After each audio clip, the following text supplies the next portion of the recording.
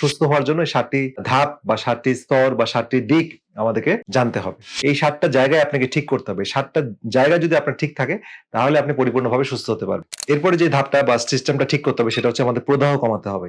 2nd system সেটা হচ্ছে inflammation কমাতে হবে, রিডিউস ইনফ্লামেশন। তো আমাদের শরীরে এই নীরব ঘাতকের মতো বা নীরব সমস্যার মধ্যে একটা ইনফ্লামেশন চলে। Chronic inflammation creates chronic disease. আমরা যে ক্রনিক ডিজিজে আক্রান্ত হই, ক্রনিক ডিজিজ বলতে কি বোঝাচ্ছে?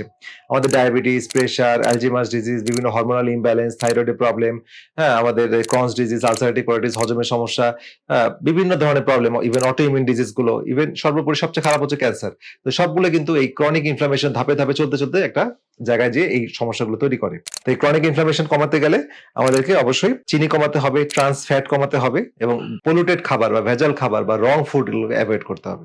এবং শরীরে আরেকটা ইম্পর্টেন্ট হচ্ছে হেভি মেটাল ফ্রি করতে হবে।